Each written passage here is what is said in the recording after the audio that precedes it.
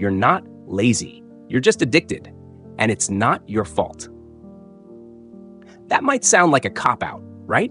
A feel-good excuse. But hold on, because your brain, that incredibly advanced, deeply flawed, beautifully chaotic thing in your head, was never designed for this world. This world of endless scroll, instant likes, push notifications, infinite content, and dopamine on demand. So if you're struggling to focus, to stick with anything for more than 5 minutes without checking your phone, you're not broken. You're responding exactly how your brain was trained to respond. And today, we're gonna untrain it. Let me introduce you to Andy. Hi. Andy isn't a failure. He's smart, curious, ambitious even. He sets goals. He watches productivity videos. He reads about habits and motivation. And yet, somehow, nothing changes. Each morning starts with the same hopeful buzz. Today, I'm going to get stuff done. But then it begins. A quick look at the phone. Just 5 minutes, right? One meme, a few messages, a swipe through TikTok, a video about how to become productive in 3 steps. Ironic. Suddenly, it's lunchtime. He feels a little guilty, but he'll recover, right? Maybe just one YouTube video while he eats. 3 hours later, he's slouched on the couch, watching someone else live the life he says he wants. By night, it's full-blown regret, the shame spiral. How did I waste another day? Here's what most people, including Andy, don't realize. You are not lazy. You're caught in a loop. Specifically, a dopamine feedback loop. And if you don't understand that loop, if you just try to push through with motivation and willpower, you will stay stuck. Let's unpack this. Dopamine isn't the pleasure chemical people think it is. It's the desire chemical. It doesn't reward you. It motivates you to chase reward. Back in the day, and I mean caveman days, dopamine helped us find food, build shelter, reproduce. Survival stuff. Today, it's hijacked. Your brain now gets a dopamine spike from refreshing your inbox, getting a notification, seeing a like, watching a 10-second video, eating junk food. None of this is bad in small doses. But here's the kicker. The more your brain gets dopamine with no effort, the less it wants to work for it. James Clear explains this in Atomic Habits. The more immediate pleasure you get from an action, the more strongly your brain associates it with a reward. Now think about what that means for your focus, your ambition, your goals.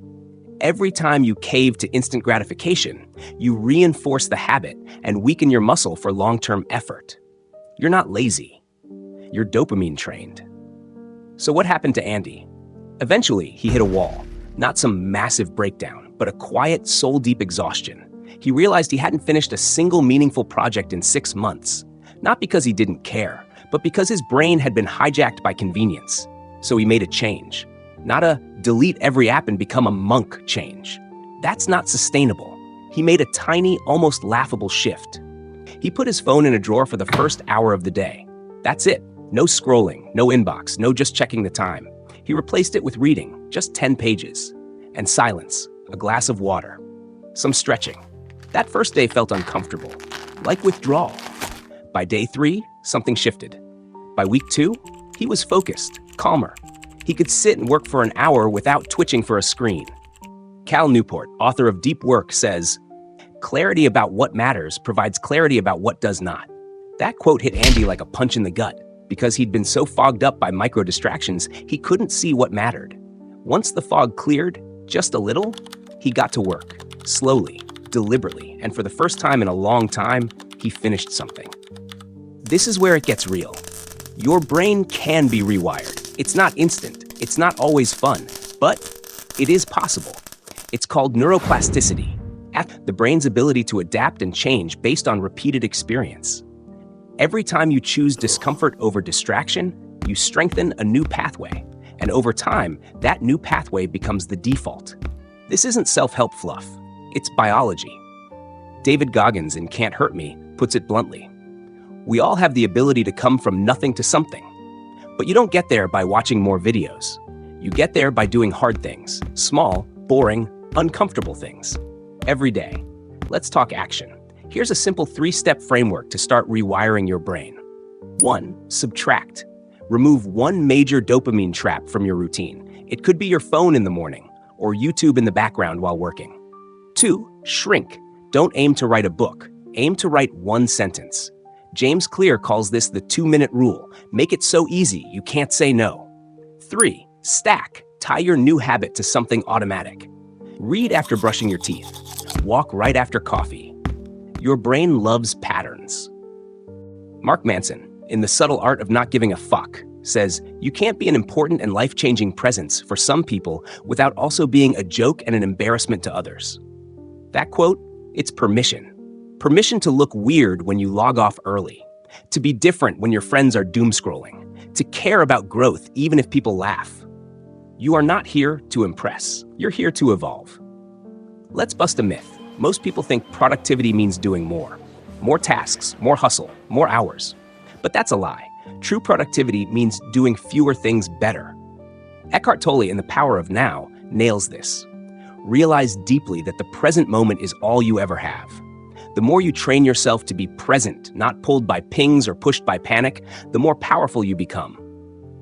And now we come full circle. Andy didn't become some productivity god. He didn't turn his life around in a week. He just got a little better at being human. He worked deeply. He played without guilt. He slowed down and sped up his results. That's what happens when you get your mind back. So now it's your turn. Pick one dopamine trap to remove. Pick one small habit to start. Do it for a week.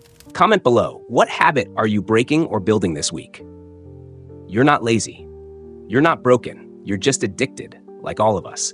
But the difference between stuck and free is what you do next. So what's it gonna be? We're collecting donations, but not the money kind. Just one like, one sub, maybe a share with that bestie who's always starting next Monday. If this hit home, drop your emotional donation below. We're just getting warmed up.